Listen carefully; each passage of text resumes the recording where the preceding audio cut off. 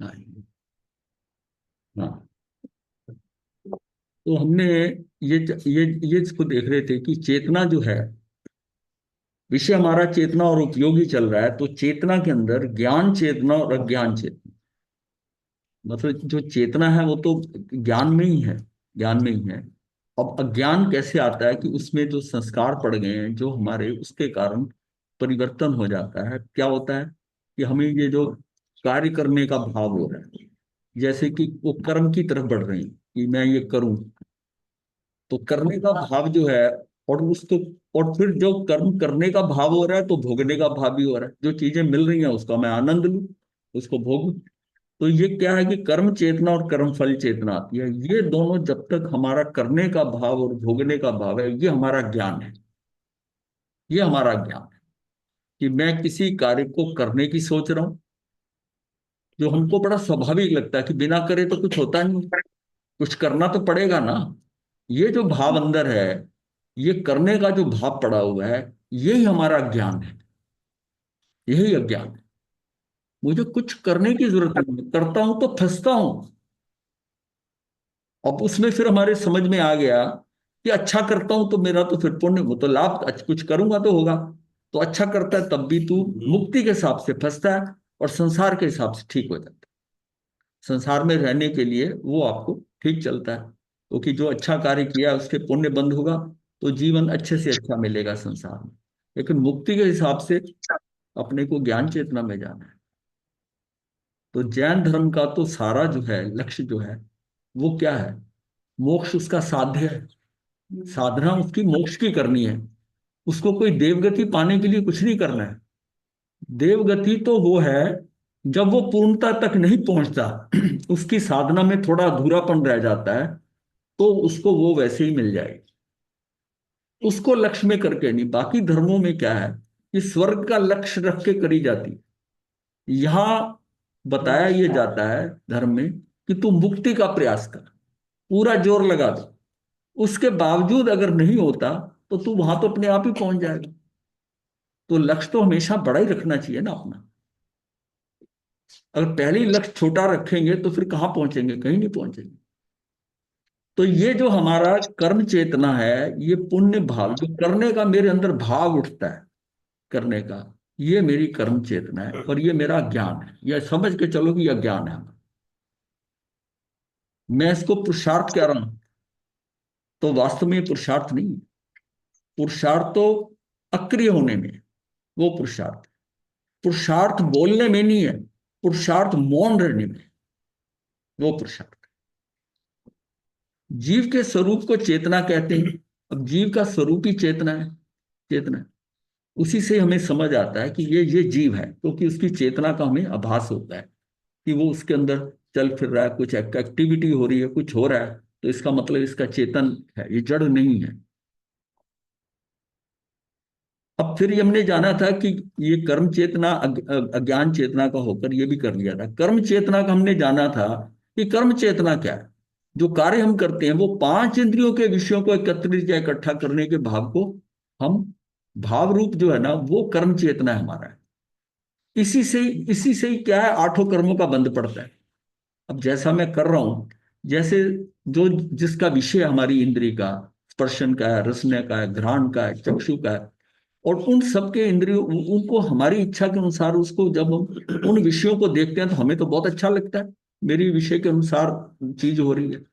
वो एक्चुअली क्या है, वो इंद्रियों के विषय है। इंद्रियों के विषय, और इंद्रियां तो अपने विषयों की ओर ही दौड़ती है। और मन को भी उसमें अच्छा सुकून मिलता है कि उसकी, क्योंकि वो इंद्रियों के ऊपर ही बेस करता है। इंद्रियों से जो कुछ प्राप्त हो रहा है उसी में उसको आनंद आ रहा है। उसकी मर्जी का हो रहा है तो उसको और आनंद आता है, नहीं आता तो वो दुखी होता है, मनोज्ञ और अमनोज्ञ में रहता है। अब क्या है कि अनुकूलता होती जाती है उतना वो अपने आप को मन बहुत खुश होता है, और प्रतिकूलता आती है तो दुखी होता है। उसी से हमारा राग द्वेष चलता है। तो ये जो भाव आता है ना, अब इसको ये समझने की, मैं अरिहंत देव की भक्ति करूं, गुरु की उपासना करूं, ब्रह्मचर्य का पालन करूं, श्रावक व्रत अंगीकार करूं, सवृत्ति धारण करूं, इससे अघाती कर्मों में पुण्य बंध पड़ता है, और घाती कर्मों का मंद पाप कर्म यानी अप्रशस्त कर्म का बंध पड़ता है। ये सारा काम जिनको हम बहुत अच्छा समझ रहे हैं, जबकि हम ये भी नहीं करते। अगर ये भी पूरी तरह कर रहे हैं तो अघाती कर्मों का पुण्य बंद पड़ेगा, शुद्ध बने, और उसमें उतना ही उसकी स्थिति और अनुभाग हो जाएगा। और घाती कर्मों के अंदर जो होता है, घाती कर्मों में ये तो अप्रशस्ति होते हैं, ये तो अशुभ भी होते हैं, तो अच्छा कार्य करते हुए भी ये अशुभ ही बनेंगे।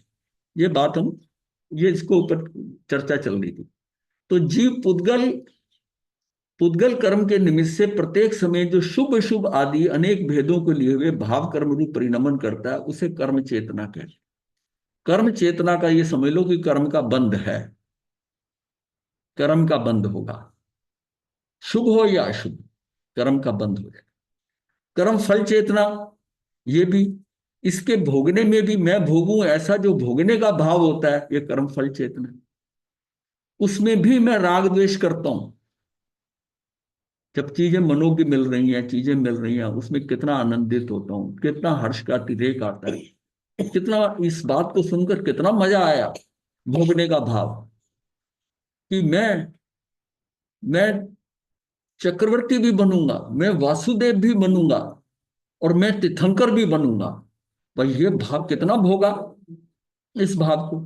अब वो जो पता चला, उसको भोगने का जो भाव आया, कितने कर्म बांधे, कितने कर्म बांधे, कि उससे इतना कर्म बांध लिया कि गोत्र कर्म जो इतना नीच बन गया।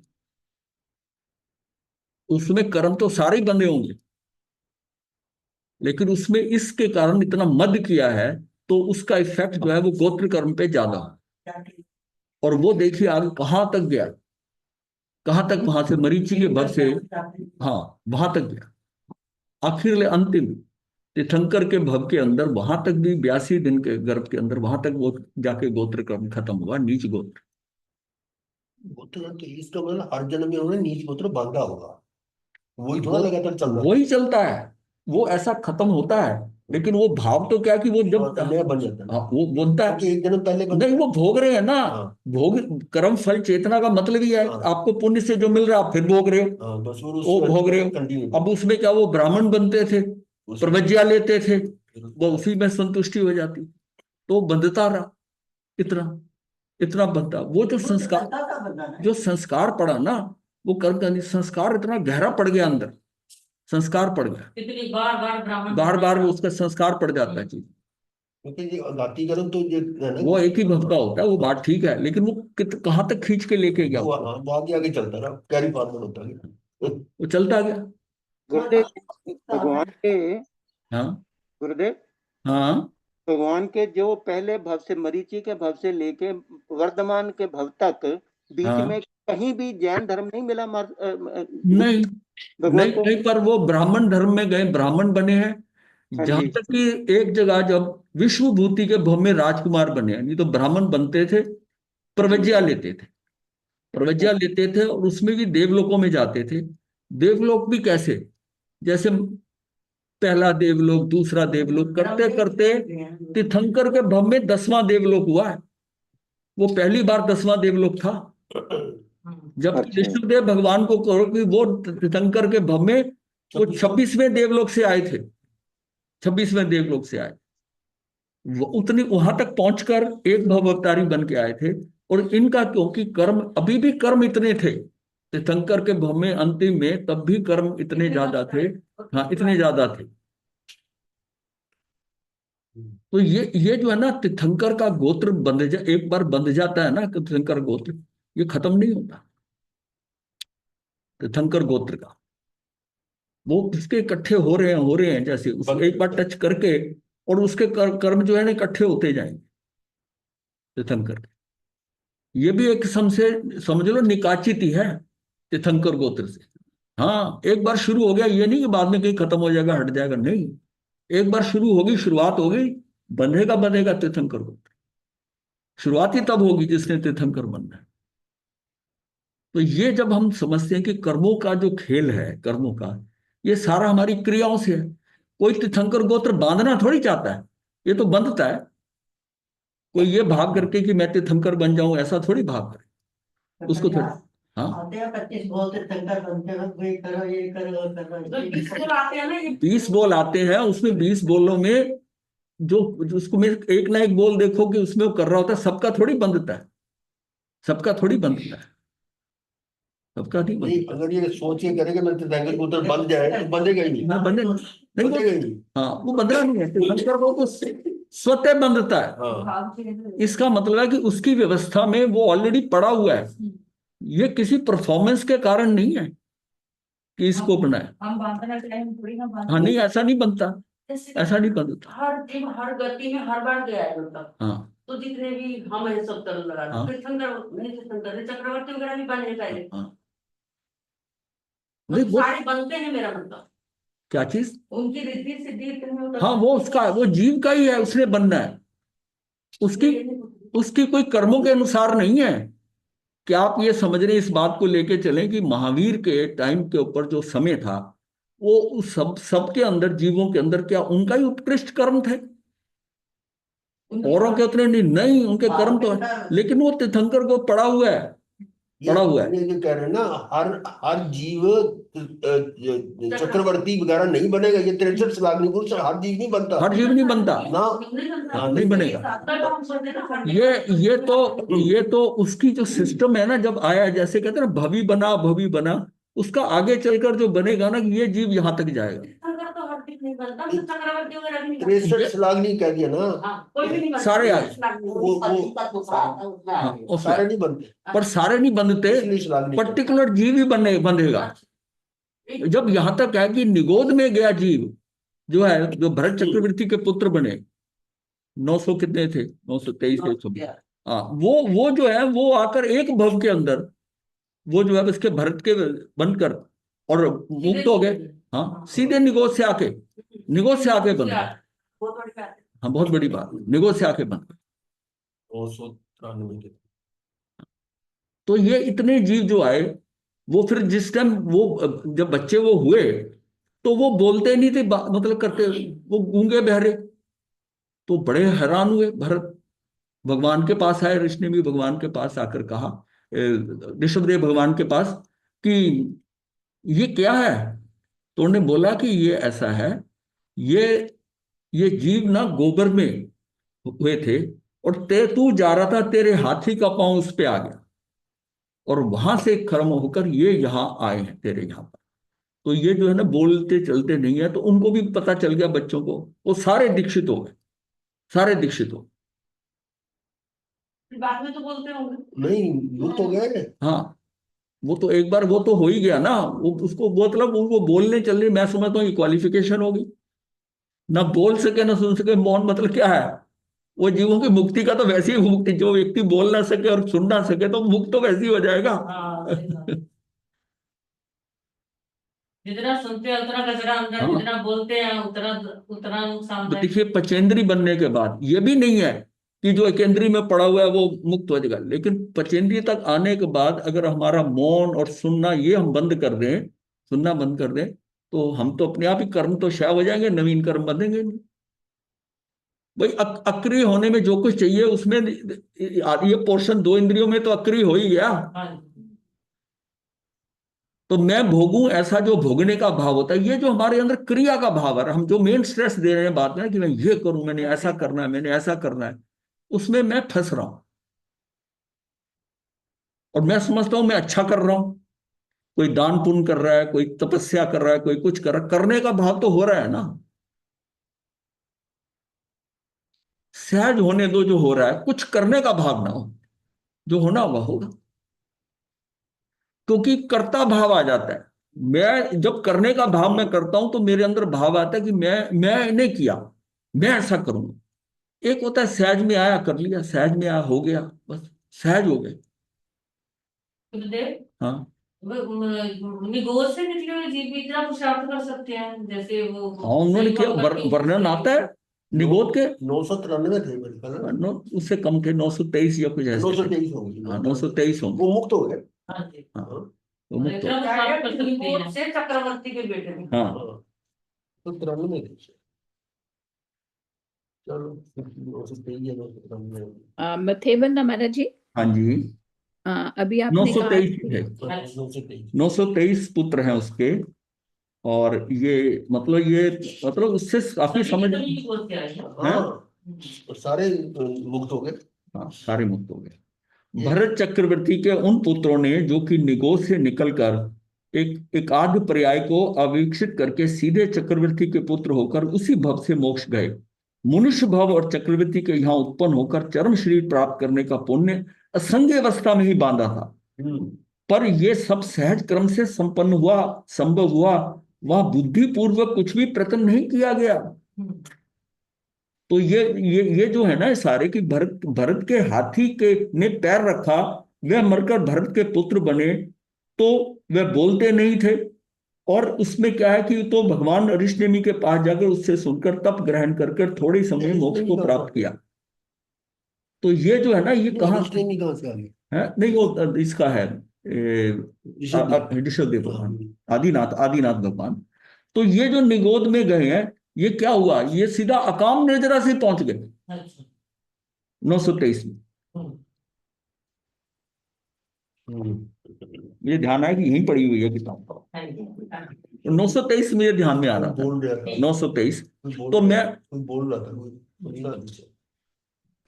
बता मदद। हाँ जी, हाँ बोलिए सुनंदन जी। हाँ जी, अभी आपने कहा कि हमें कर्ता भाव नहीं करना चाहिए। हाँ, कर्ता भाव तो ठीक है, लेकिन अगर हम पुरुषार्थ करते हैं हाँ, तो उसके लिए तो हमें कोई भाव तो रखेंगे ना, कि जैसे हमने अपने अंदर, हम अपनी आत्मा में जाएं, हम अच्छे अपने गुणों को विकसित करें, तो कुछ सहजता होती है, तो कुछ पुरुषार्थ भी तो आएगा ना साथ में। ये पुरुषार्थ वो नहीं है, वो एक्चुअल आप पुरुषार्थ को नहीं समझ पा रहे।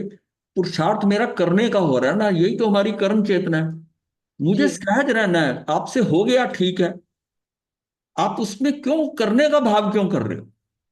वो जो करने का भाव है वो मेरी कर्म चेतना है, वो अंदर से मुझे, वो मेरी चेतना कहती है तो ये करना, अब ये करना, ऐसा करना, ऐसा करना, तो क्रिया हो गई। तो क्रिया है तो कर्म का बंध है, और कर्म है अच्छे काम कर रहे हो तो पुण्य का बंध होएगा, नहीं तो पाप बंध हो जाएगा। नहीं, मुझे मुझे तो अक्रिय होना है, ये कर्म अपनी। चेतना ये भी तो कहती है कि अक्रिय होना है, आपने ध्यान करना है, हाँ, ये अक्रिय सब। होने का मतलब है कि आपने कुछ करने का भाव नहीं करना, आपने बिल्कुल शांत वैसे ही रहना है, अपने में ही रहना है, स्वरूप रमनता। अक्रिय कैसे हो गए? जब अपने आत्मा में हो जाए। तो कहा क्या जाता है कि तुम अपनी आत्मा ही में ही जम जाओ, यानी स्थिर हो जाओ और उसी में रम जाओ, तभी जी, बचाव हो सकता है। बाहर रहकर, आत्मा से बाहर रहकर नहीं होगा, ये नहीं होगा। हमें नहीं, अभी आत्मा आत्मा में जाने के लिए भी तो थोड़ा तो आपको अपना। कुछ नहीं करना ना। आपने सोच, ये आपके सोचने से आप कभी नहीं जा पाओगे। आप सोचो मैंने जाना है आत्मा, मैंने ध्यान करना है, आप लगे रहो इस बात पे, ध्यान तो स्वतः ही आएगा। हाँ, आप तो जी बैठ गए ना, जैसे बैठे हैं तो ध्यान आ जाएगा। जी ध्यान में जाओगे कैसे कि आप बिल्कुल सोच ही नहीं रहेगी कुछ। बाहर से हटना है बस। आप जी बाहर से हटो तो अंदर चले जाओगे, ऑटोमेटिक ही चले जाओ कि मुझे ये नहीं करना। ये अभी जल्दी नहीं, में समझ में नहीं आएगा। मैं समझ रहा हूं इस बात को, और हम भी उसी लाइन पे कि अक्रिय होना बहुत मुश्किल है, मौन करना बहुत मुश्किल है, उसका पुरुषार्थ बहुत ज्यादा है, बोलने में पुरुषार्थ ज्यादा नहीं है। हालांकि आपको कहोगे कि बोलने में पुरुषार्थ हो रहा है, वो पर सहज हो रहा है पुरुषार्थ। आप सोचो मैंने आज बोलना नहीं है, अब देखो फिर कितना पुरुषार्थ चाहिए। कंट्रोल करना ज्यादा मुश्किल है। अब वो ज्यादा मुश्किल। अपने मन में कोई बात आ रही हो क्लास के बीच में, पूछना तो ये होगा कि कब पूछे इस बात हाँ, को। कद कद पूछे, तब वो हाँ, वो रुकता नहीं है आदमी, रुकता नहीं अंदर से, रुकता नहीं है। गुरु जी कहकर उछलता वो, ये हाँ, होगा। उछलता है। अंदर से उछलता है, मतलब मुझे चीजों से जो बाहर निगाह जा रही है, मुझे बाहर देख, मेरा भाव होता है देखूं क्या है, किसी ने कोई आवाज सुनते ही किसकी आवाज है, किसका हुआ। कितनी क्यूरियोसिटी से हम उस चीजों को देखते हैं, पाते हैं। और जितना जितना बचपन में होता है उतनी उसकी क्यूरियोसिटी ज्यादा होती है। जो जो आगे बढ़ता है तो उसकी वो फील्ड चेंज होती रहती है, उसकी कई और चीजों में क्यूरियोसिटी हो जाएगी, कई चीजें वो छोड़ देगा। सड़क पे बैंड बज रहा है, उसको कोई ध्यान नहीं है, बट कुछ और देखेगा, वो टीवी का सीरियल देखेगा। और बच्चा जो होगा वो बैंड देख के भागेगा बाहर को, बालकनी में, कि वो क्या है, बैंड कैसे बज रहा है। उसका आकर्षण है उधर है, उसका आकर्षण है। तो अपने को उन आकर्षणों से हटना है। रोकना ही मुश्किल है बल्कि। हाँ, क्योंकि वो इंद्री वहां ले जाएगी आपको, इंद्री वहां भगाएगी आपको। और आप जैसे बाहर जाते हो तो आपकी चेतना जा रही है ना साथ में बाहर, आप अपने में बैठे हो, अपने में मस्त हो, आपकी चेतना अंदर ही है, कोई विचारधारा नहीं, कोई संकल्प विकल्प नहीं है, तो आपकी सारी ऊर्जा आपके साथ है। ये तो धीरे धीरे जब हम अंदर बैठकर करना शुरू करेंगे तब हमें आभास होगा कि हम कितने रिलैक्स हो जाते हैं। आज मौन किया, आज ऐसा किया, वो कैसे अंदर से आपको अंदर से फील होगा शिखर से आने के बाद कितनी शांति कितनी लगती है, शांति बोलना होती है। मुश्किल है, कोई बोल रहा तो वो लगता है नीचे कितनी शांति हाँ, थी। इसकी कंटिन्यूटी होती है। जितना आप शांत रहना शुरू हो जाएंगे आपको उतनी ध्वनि, मतलब यहां तक है कि शांति से ना आप हृदय की धड़कन की आवाज सुन सकते हैं। लेकिन हम बाहर के शोरगुल में इतना है कि हमें सुनाई नहीं देता तो जैसे घड़ी की टिक टिक दिन में पता ही नहीं चलती, सिर्फ रात को पता रात चलती को, है। क्योंकि उस टाइम आपका ध्यान उधर है, ध्यान भी शांत होता है, बिल्कुल शांत है चारों ना। तरफ।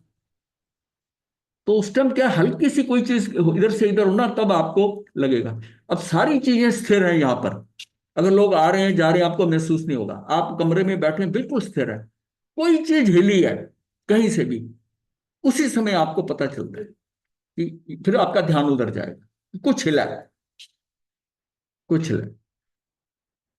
यहां तक कि आप बैठे काम कर रहे हैं, कुछ कर रहे हैं, और दीवार पे छिपकली इधर से इधर गई है, मतलब ध्यान इधर है तब उधर से होता है, मतलब देखोगे ना, exactly। आपको लगेगा कुछ हिला, फिर आप देखोगे ऊपर। हल्के से ऊपर इसका side से मतलब, दिख इसका जाती है। मतलब जैसे सब कुछ ठहरा हुआ था ना, कोई हिला तो उसकी वाइब्रेशन जो है ना वो आपकी, आपको हिलाएगी कि कुछ तो हिला है, वो कैमरा जो है ना एक्टिव हो जाता है। एक्टिव हो जाता है, वो अपने आप ही होता है एक्टिव, एक्टिव होता है। सर्वने से अपने को यही सीखना है, ये आसानी से नहीं आएगा कि मैं, कोई आवाज आ रही है, कोई लोग आ रहे हैं, मुश्किल है। इसको रोकना मुश्किल है ना। आपके घर में डोरबेल बजी, कोई आया, आप अपने कमरे में बैठे, आपके अंदर सीधा भाव आएगा कौन आया, वो देखो ये कौन आया। आवाज। उसके बाद हल्की सी आवाज सुनी आपने, उसकी जो आया है वो नोन है, आप उससे आकर्षित होते हैं, फट से अपना काम बंद कर उठ के बाहर आ जाते हैं कि वो फलाना आया। अब ये आपकी उसके प्रति आकर्षण कैसा है, जितना है उसी हिसाब से आओ, उसी हिसाब से आओ। अगर आपके साथ आकर्षण नहीं विकर्षण है, विकर्षण ना चाहने वाला आ गया, आप चुपचाप बैठे रहोगे अपने को। हाँ नहीं आया वो अलग बात है, पर एक बार आप हिल तो गए ना, ध्यान तो गया ना, ध्यान तो गया ना। कौन आया। बिल्कुल। हाँ, ये हमारा आकर्षण है। आप किसी माँ को पता होना कि आज बेटा बाहर से आ रहा है और वो 10 बजे आएगा, वो 10 बजे के बाद उसकी हालत देखो, अब उसका हर क्षण अंदर से कि 10 तो बज गए एंड, अब उसकी सारा ध्यान उसका जो है ना उसी बात पे होगा, उसी बात पे होगा कि कैसे आता है। और देखोगे कि वो, उसको उतना आधा घंटा और लेट है या 1 घंटा ना आए तो वो उसके लिए उतना भारी है, उतना भारी है। और उसे नहीं पता था कि वो आ रहा है नहीं आ रहा, बिल्कुल है, तो वो तो सहज आ गया, सहज आ गया। पहले वो जो सहजता वाला था ना, एकदम जीव आ जाते थे, जिसको अतिथि कहते थे, कोई टेलीफोन नहीं होता, कुछ नहीं होता, जैसे ही आपने दरवाजा खोला, अरे, तो वो एक बहन बहन के घर भाई आया, उसको पता ही नहीं आना, एकदम जो उसको आनंद मिलता था वो आज नहीं मिलता, क्योंकि पहले ही फोन पूछा जाता है कितने बजे आ रहा है, कैसे आ रहा है, वो सारा सारा हो गया। और जब वो आता है तो सहज आता है। तो पहले अतिथि का आने का आनंद अलग होता था, अब वो आनंद नहीं है। अब किसी को बिना बताए आप चले जाओ ये बुरा माना जाता है कि भाई आप फोन करके आते, बता के आते। हाँ हम तो जा रहे हैं, हाँ तू बैठ जा। हम तो आना नहीं क्या, हाँ, नहीं नहीं, मिलके भी नहीं करते। किसी मित्र के यहाँ भी, मित्रों के यहाँ जाते थे तो अनएक्सपेक्टेड जाते थे। अभी किसी मित्र के यहाँ भी जाना होता है पूछे तो उसको पूछ के जाना पड़ता है, अपॉइंटमेंट लेनी पड़ती है। अपॉइंटमेंट लेनी पड़ती सिस्टम ही ऐसा हो गया। है। यहाँ तो ये बात है। तो और महाराज जी विदेश पूछते में तो हैं, मैंने देखा है कि अगर मान लीजिए शाम के टाइम हमने सोचा चलो उनको मिलते, चल देखा उसकी लाइट जल रही है, तो हमने बेल दी नीचे से, दरवाजा ही नहीं खुला। अब उस टाइम हमारे पास मोबाइल तो होते ही नहीं थे, तो दरवाजा नहीं खुला। हम तो वो बॉदर ही नहीं करते कि कोई आ रहा आए, कुछ नहीं खोला। अगले दिन हमने उसको कहा कि हम तेरे यहाँ से गुजर रहे थे, तेरी बत्ती जलती देखी, तो हमारा भाव हुआ। उस टाइम 7-8 बजे थे, बोला कि हम दरवाजा नहीं खोलते, ऐसे प्री प्लान्ड होता है कि अब हमने इतने बजे आना है, तो तब हम उस समय पर बेल होगी तो हम दरवाजा खोलेंगे, नहीं तो हम नहीं खोलेंगे। बैठे वहाँ कोई स्पेशल उनके घर के लिए हाँ। गया हो फिर तो बैठेगा। हाँ। तो ये सारी चीजें जो है ना, मैं बताता हूँ, ये टेंडेंसी होती है। एक जगह मैं गया तो सोफा जो था ना वो रेक्सिन का था, और गर्मियों के दिनों में वहां जाकर बैठो ह्यूमिडिटी में, तो आपकी नीचे से पैंट गीली हो जाती है, या कपड़ा जो भी पहना है वो उसके रेक्सिन के साथ लगकर जो होता है, सोफे के ऊपर रेक्सिन है। तो मैंने उसे कहा कि आप इसके ऊपर कपड़ा चढ़ा देते, इसमें तो पसीना आता है और 10 मिनट से ज्यादा बैठ नहीं सकते। कहते ये रेक्सिन इसीलिए रखा है कि 10 मिनट से ज्यादा ना बैठे, कि वो व्यक्ति 10 मिनट से ज्यादा ना बैठे तो वो जल्दी चला जाए। मुझे बात तो उनकी ठीक लगी, उस टाइम तो नहीं समझ आई थी, आज मैं समझता हूँ वो ठीक थे कि ये बैठा रहेगा आराम से कंफर्ट हो। कहते हम एक बार पूछते हैं चाय पानी कुछ लेंगे, वो ना करा, हम कहेंगे बचे, इसमें इस चक्कर में फंसने की जरूरत नहीं है। तो उनकी लाइफ ऐसी है कि ये जितनी देर बैठेगा हमारा टाइम खराब, हमारा अपना कार्य खत्म होगा। वो कहते हैं हम तो टेलीफोन भी नहीं सुनते, टेलीफोन पे रिकॉर्डर लगाया हुआ है, हम अपनी एक्टिविटी में डिस्टर्ब होकर ये फोन नहीं सुनते। जब हमें शाम को खाली समय होता है, कुछ नहीं, चलो आज क्या क्या फोन आए, वो फोन को सुनते हैं, उसमें किसका जवाब देना है किसको नहीं देना उतना करके सिलेक्ट करके उनको उसी टाइम जवाब दिए फोन पे, बात खत्म। हम खाना खा रहे हैं, घंटी बजी, बीच में खाना छोड़ के भाग रहा है, मतलब दूसरा हमको डिस्टर्ब करे जा रहा है, तो हमारा फ्लो रुकता है। तो हम तो अपना शाम को खाते खाते भी ऐसे फोन में हाँ लग जाएंगे। हाँ। अच्छा, उसमें अर्जेंसी की वो किसी टाइम होता है हमें पहले से अर्जेंट का भी रखा हुआ है। एक बार घंटी बजी हाँ। उनके घर वालों के लिए, एक बार घंटी बजी, थोड़ी देर रुक के फिर बजी, फिर तीसरी बार बजी। जब तीसरी बार बजी तो उनको पता है कि ये फोन बहुत अर्जेंट है, तो पिक करेंगे। एक घंटी वाला फोन अटेंड नहीं करेंगे, और दूसरा भी दोबारा घंटी नहीं मारेगा अननेसेसरी। वो क्या करेगा, रिकॉर्डिंग कर देगा, वो भी सिस्टम अपना बटन दबाएगा कि मैं आपसे इस बारे में बात करना चाहता हूं, जब आपका समय हो तो मुझे कांटेक्ट करना, या मुझे बताइए कि मैं आपको कब कांटेक्ट करूं। फिर बस इतनी सी बात रिकॉर्डिंग में चली जाएगी, उसके बाद आजकल तो व्हाट्सएप वगैरह हो गए, उसमें तो नहीं होता था। तो फोन का रिकॉर्डिंग, ये बात है 80s की, 1980।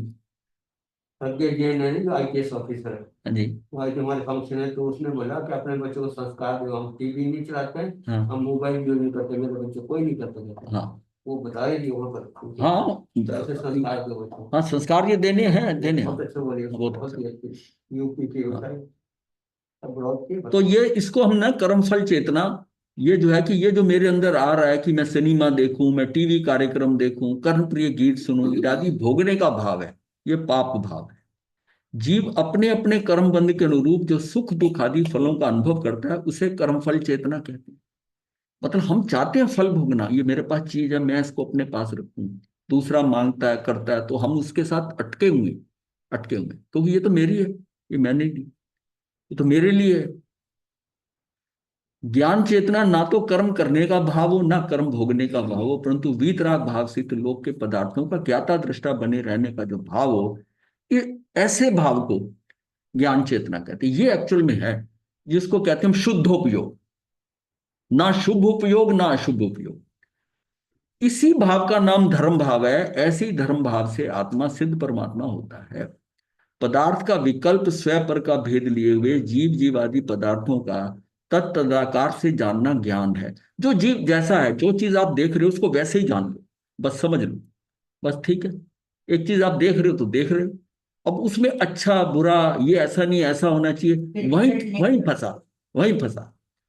जिस प्रकार दर्पण एक ही काल में घटपट आदि विविध पदार्थों को प्रतिबिंब है, घट और पट यानी कपड़ा, और ये पट जो है घट घड़ा और पट, इस ये शब्द यूज किया जाता है। घटपट मतलब जितना मूर्त पदार्थ है ना, कि वो घटपट आदि विविध पदार्थों को प्रतिबिंब। दर्पण में आया, दर्पण को कुछ फर्क नहीं पड़ता, जो मर्जी आता जाए जाता जाए।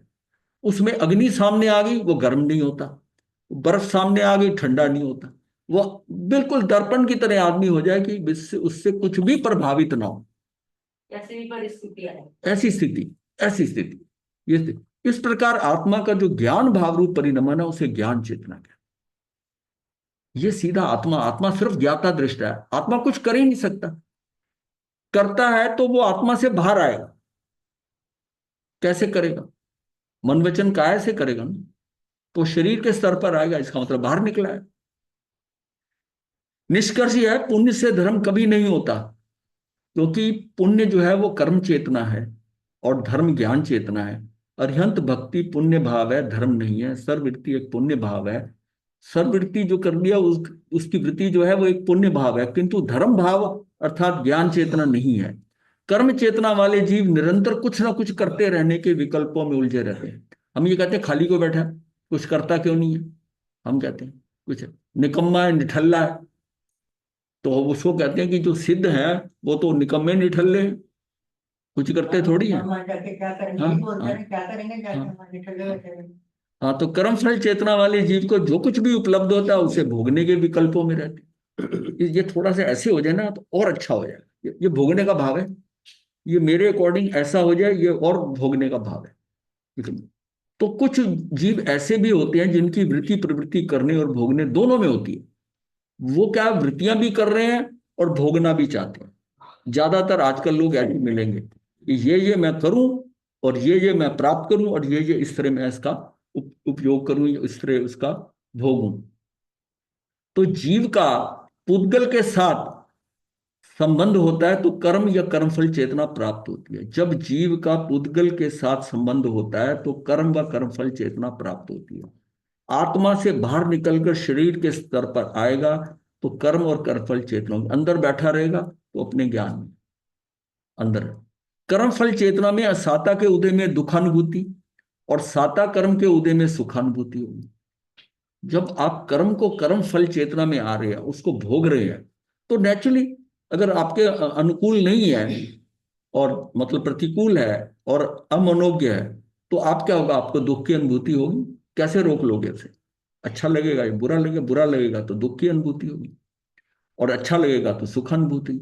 ये भी असद्भुत व्यवहार नहीं है। ये असद्भुत, ये भी व्यवहार नहीं से हम कह रहे हैं का विषय बनता है। मतलब असद का मतलब होता है कि ये यथार्थ नहीं है, ये व्यवहार का विषय बनता है। क्योंकि कर्मोदय में हर्ष विषाद कर लेते हैं। कर्म का उदय हुआ, अच्छा लगा तो हर्ष हो गया, नहीं तो विषाद हो गया, जो कि जीव का स्वभाव नहीं है। जीव का स्वभाव हर्ष और विषाद का है ही नहीं है। इसका मतलब हम जो ये आ रहे हैं, मैं अपने विभाव में जाता हूं, मैं अपने स्वभाव से निकलकर विभाव में जाता हूं, तब मुझे हर्ष होता है, तब मुझे विषाद होता है, यानी हर्ष का उल्टा। हाँ, तो नहीं करते, मात्र गे गायक संबंध रखते हैं। यदि हर्ष विषाद नहीं करते तो बस गे और गायक ये जानने लायक वस्तु और मैं जानने वाला हूं, बस यहां तक रहता है। गे गायक संबंध रखते हैं तो कथनचित उसे ज्ञान चेतना फिर भी कह सकते हैं। वास्तव में तो परिणतिक्रांत और ये अर्यंतो सिद्धों में ज्ञान चेतना, सिद्धों में और उनमें क्या ज्ञान चेतना है। जीव के साथ जब पुद्गल का संबंध होता है तो ये दो कर्म चेतना को प्राप्त होता है और कर्मफल चेतना को प्राप्त होता है। और जो कर्मफल चेतना है इसमें असाता वेदनी दुखानुभूति का विषय हो जाता है और साता करता है तो सुखानु हर्ष का विषय हो जाता है। तो ये कर्मफल चेतना से ये दो चीज आ गई। जब वो भोगता है तब उसको ये साता और साता होता है, यानी कि एक्चुअल में उसका वेदन करता है। तो ये क्या है कि जीव और पुद्गल के संबंध, जब वो शरीर के साथ अपने आप को जीव और पुद्गल समझता है तब उसको कर्म चेतना को भी प्राप्त होगा और कर्म फल चेतना को भी प्राप्त। व्यवहार ने में आता है कि असद्भुत व्यवहार ने जो मेरा है नहीं उसे जोड़ता है। ये असद्भुत व्यवहार ने जो पृथक है उसे मुझसे जोड़ता है। और सद्भुत व्यवहार ने क्या, जो है अपना है भेद करके गुण जानते हैं। आत्मा का गुण, सोने का पीलापन अलग नहीं कर सकते। ये असद्भुत व्यवहार ने, इसको भी डिटेल में करते हैं अभी। तो इसमें है असद्भुत जो मेरा है। जैसे शरीर मेरा ना, तो इसको मैं दो इसमें आते हैं, उपचरित और अनुपचरित। शरीर मेरा है एक और बात है, ये माता पिता मेरे हैं, ये संतान मेरी है, वो हालांकि दूर का संबंध है, उसको भी मैं अपना समझ रहा हूं। ये शरीर मेरा है, ये अलग कैटेगरी होगी। ये शरीर को अपना कहना, शरीर को अपना।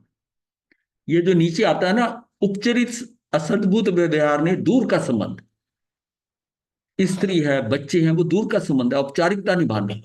अब दूर का संबंध कैसे, पड़ोसी है उसके साथ हम औपचारिकता निभाते हैं, औपचारिकता निभाते हैं। मान लिया औपचारिकता कैसे निभाते हैं, दूर का संबंध है कि हम घर में बैठे हैं, तो ऊपर बनियान पहनी हुई मान ली, और बैठे हुए अपने आराम से, गर्मी है ऐसे बैठे, और जैसे ही जो पता चला कि दूर का संबंध आया, अब फट से अपनी शर्ट डालते हैं, कुर्ता डालते हैं, तब उसके सामने आए। और अगर नजदीक का संबंध है, आपका भाई आया है, दोस्त आया, तो हाँ दोस्त आया, भाई आया, तो आपको अंदर से फील ही नहीं होगा मैं कुछ पहनूं, तो आप वैसे ही बैठे, वो भी आराम से आगे पास बैठ जाएगा, वैसे ही बात करेगा। तो ये क्या हुआ, नजदीक का संबंध। ये शरीर, ये मतलब इस शरीर से कोई औपचारिकता नहीं निभाना पड़े, इसकी औपचारिकता नहीं निभाना पड़े।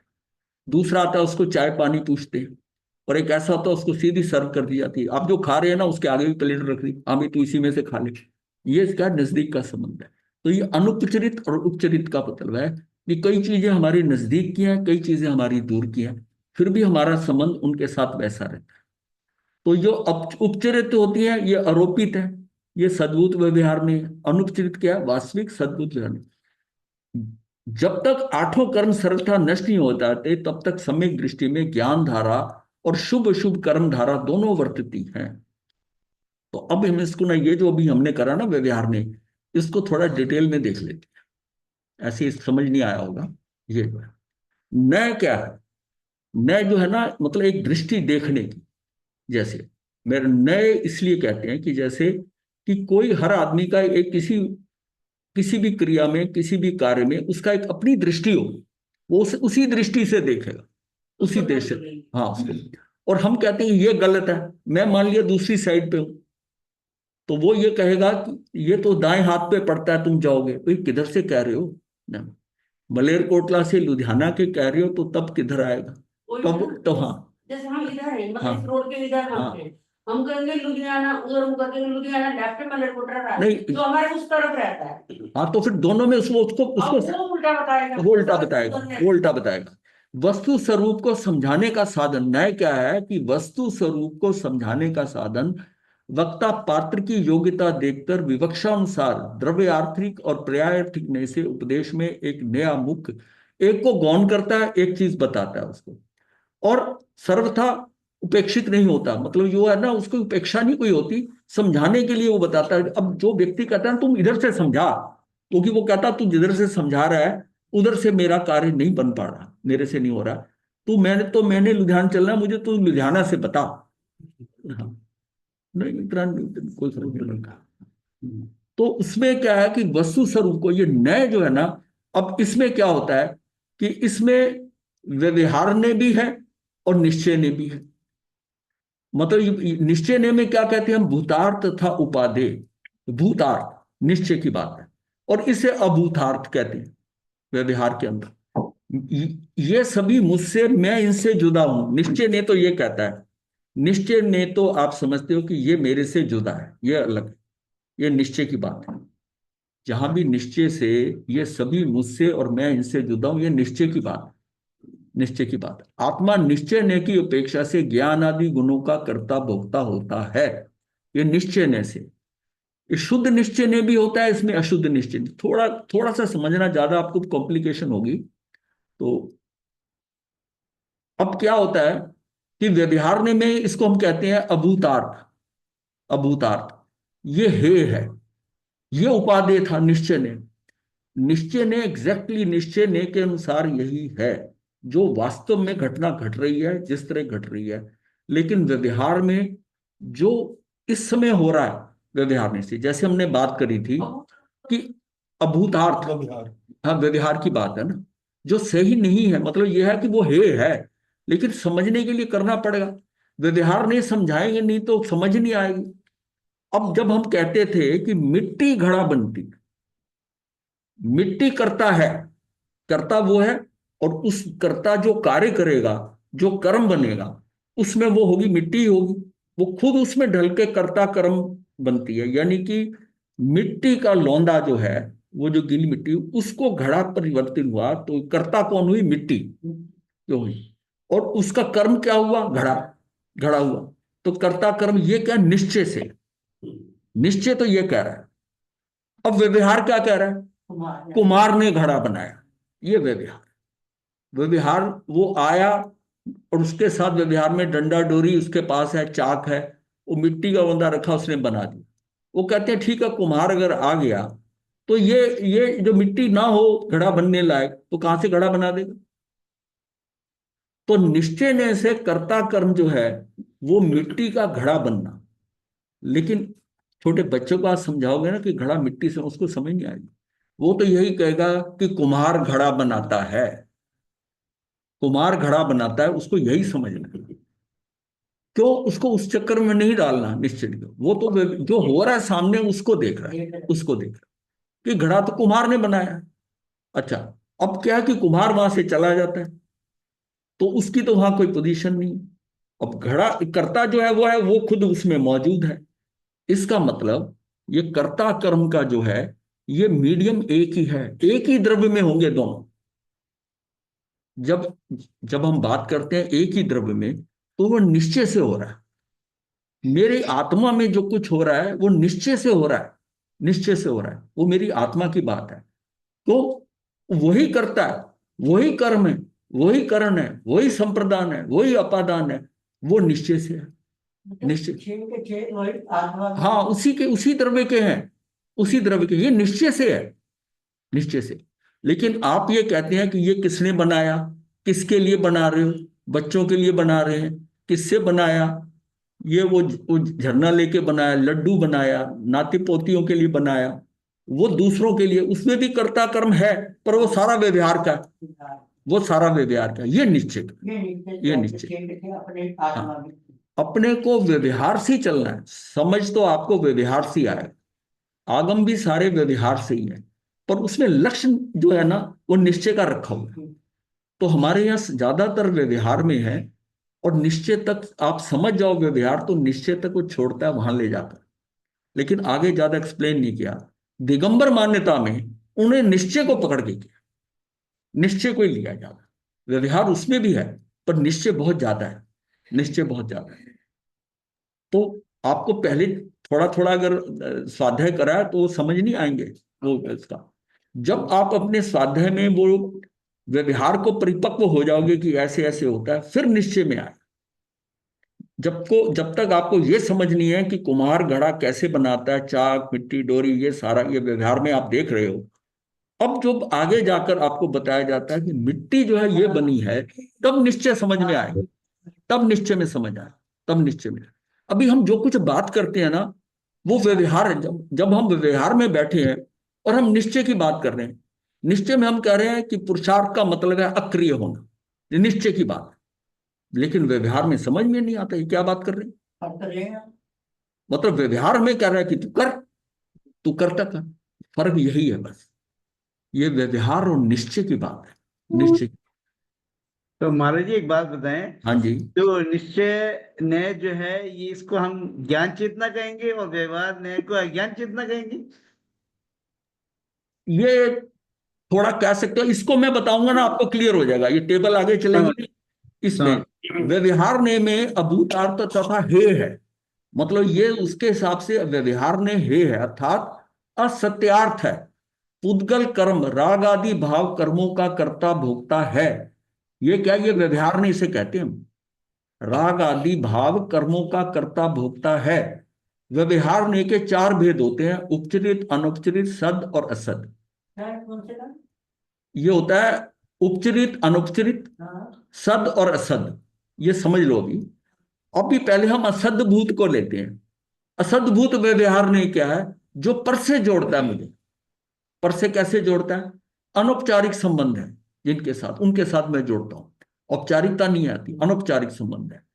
और उपचरित क्या है, ये औपचारिक संबंध वाला है, ये आरोपित करते हैं। अब दोनों का एक्सप्लेन करता हूं। अनुपचरित क्या है, शरीर मेरा है, अपने शरीर के साथ मैं, यानी कि हमें औपचारिकता नहीं निभानी पड़ती। क्या शरीर से कभी पूछना पड़ता है कि क्या एक गिलास पानी या चाय लोगे?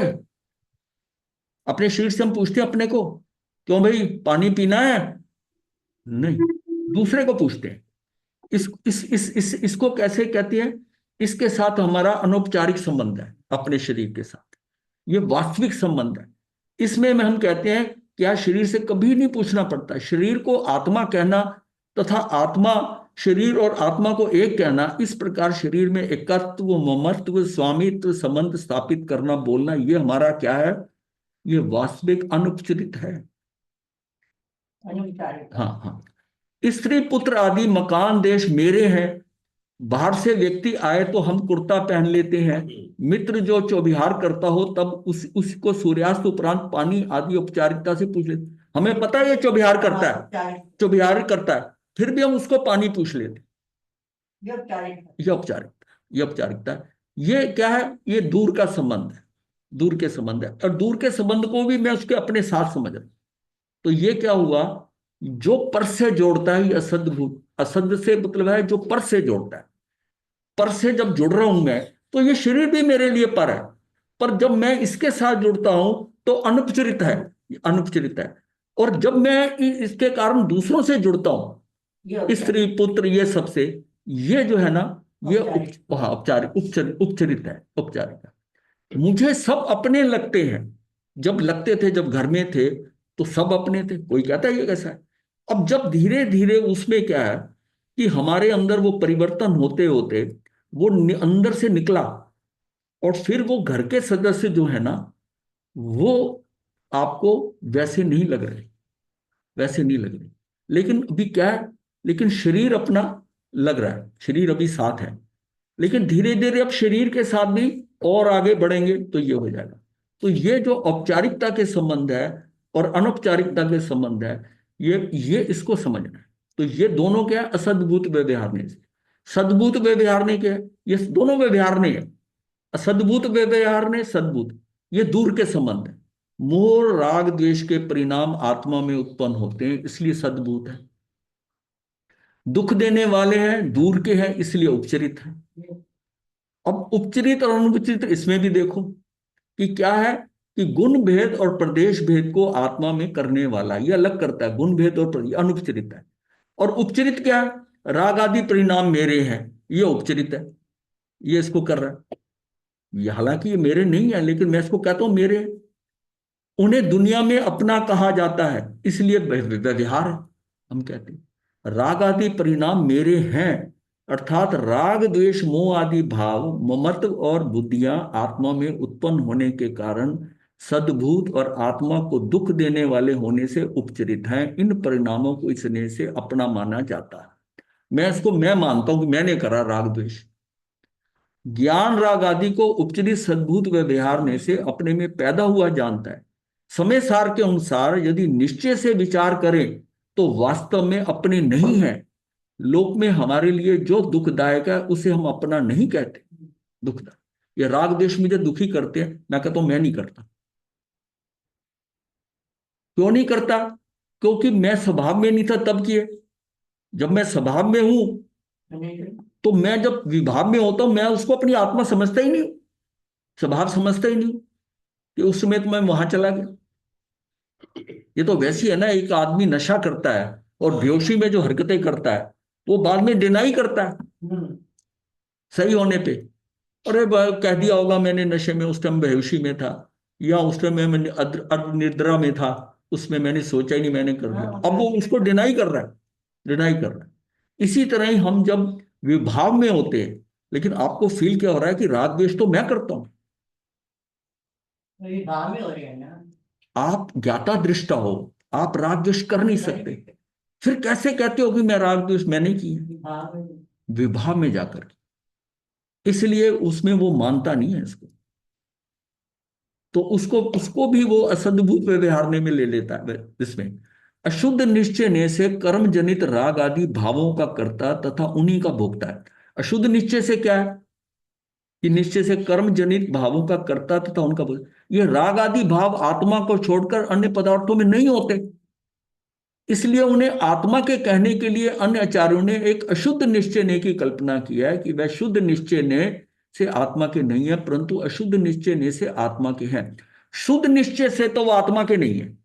राग द्वेष शुद्ध निश्चय ने से आत्मा के नहीं है, पर अशुद्ध निश्चय ने से वो आत्मा के हैं, क्योंकि उसको करने वाला कौन है? जड़ तो भाव कर नहीं सकता, राग द्वेष का भाव तो तू नहीं किया। तो ये मैं जिस टाइम मैं अशुद्ध हुआ, तो ये निश्चय की बात है, मैं अशुद्ध हुआ तब मैंने किया, तो उसको उन्होंने कैटेगरी दे दी अशुद्ध निश्चय से। ये बहुत इंपॉर्टेंट, ये सारा जो है ना, ये कॉम्प्लेक्स लगेगा, आपको नहीं समझने की ज्यादा जरूरत है। ये समझना है कि राग द्वेष मैंने नहीं किए।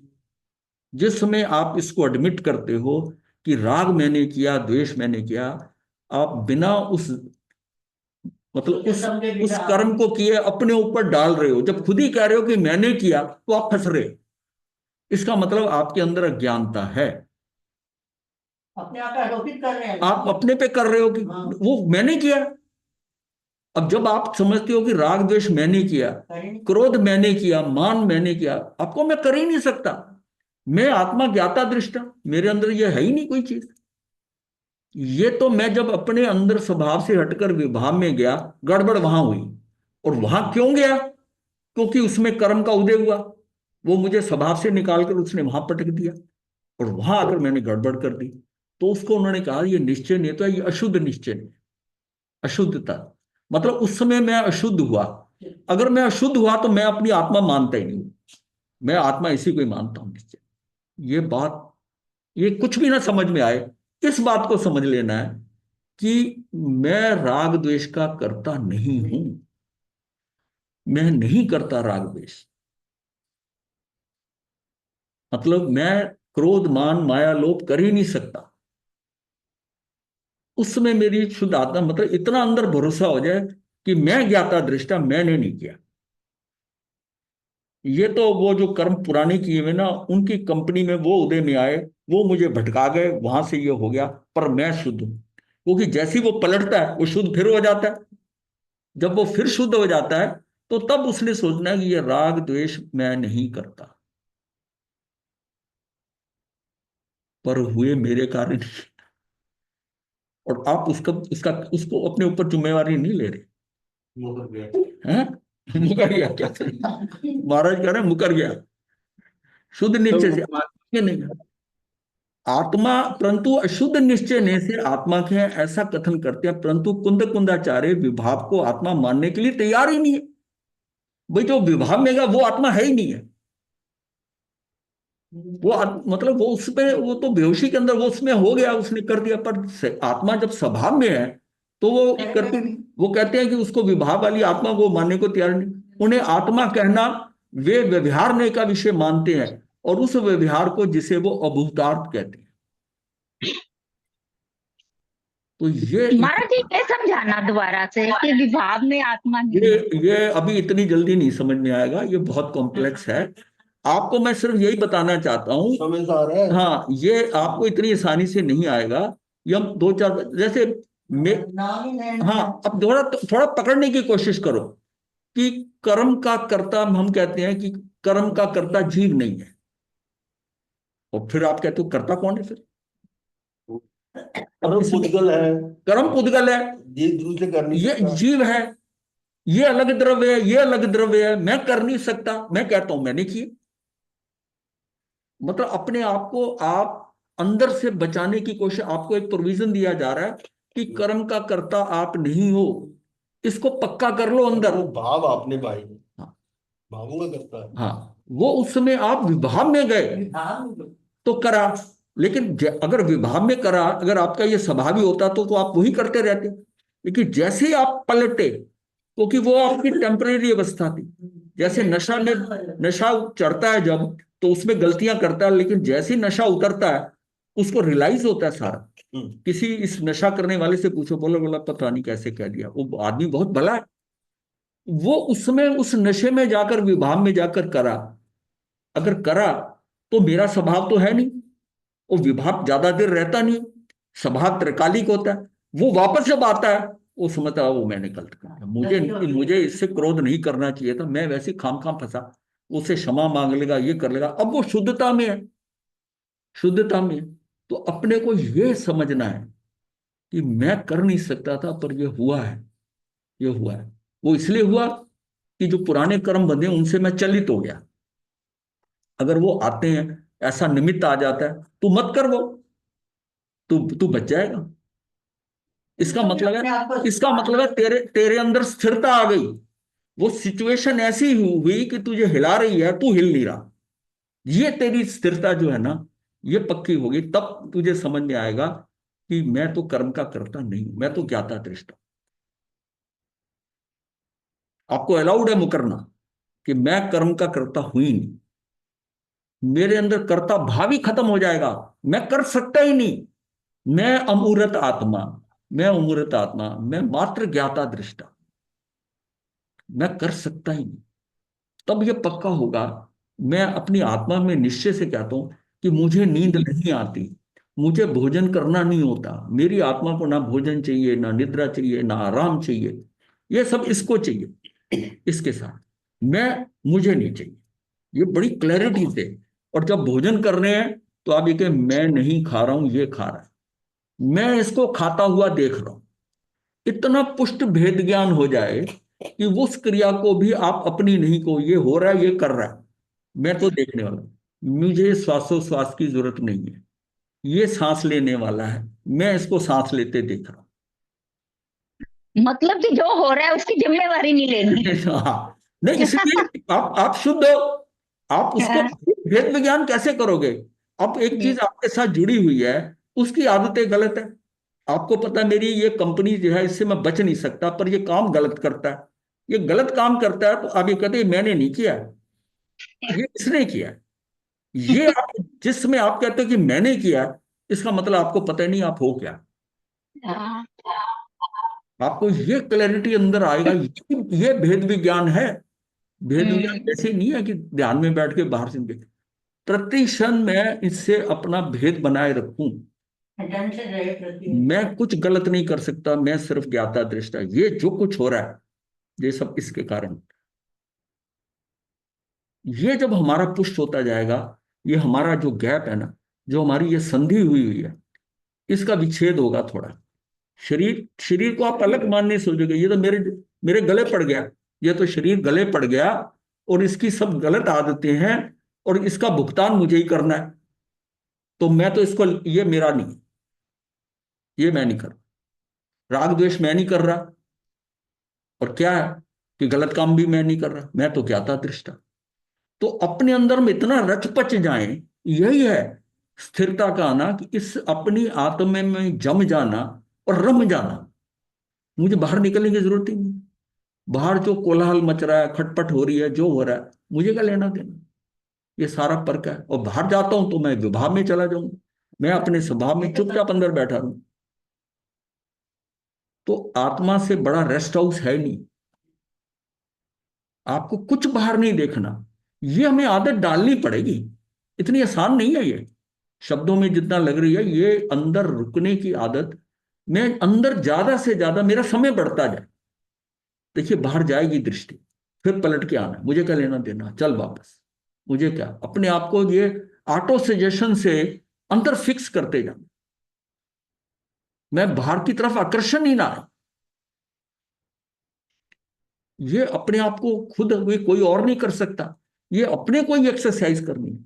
मुझे क्या करना, ये जैसा करा, इन्होंने कौन से कपड़े पहने, क्या कर रहे हैं, इनकी क्या हरकत है, मुझे देखना ही। शिविर में ये कहता ना, आप किसी की तरफ निगाह उठा के मत देखो, अपने अपने अंदर होगे। बाहर निगाह नहीं जाएगी तो अंदर जाएगी। तो इस बात को हमने पक्का करना है, और ये हमारा भेद विज्ञान पुष्ट कर दे। मेरे शरीर को कैंसर हुआ, हार्ट अटैक तो शरीर को हुआ, इस तरह हम कहते हैं मुझे हार्ट अटैक आया, इसका मतलब अभी अभी हम एक में एक है।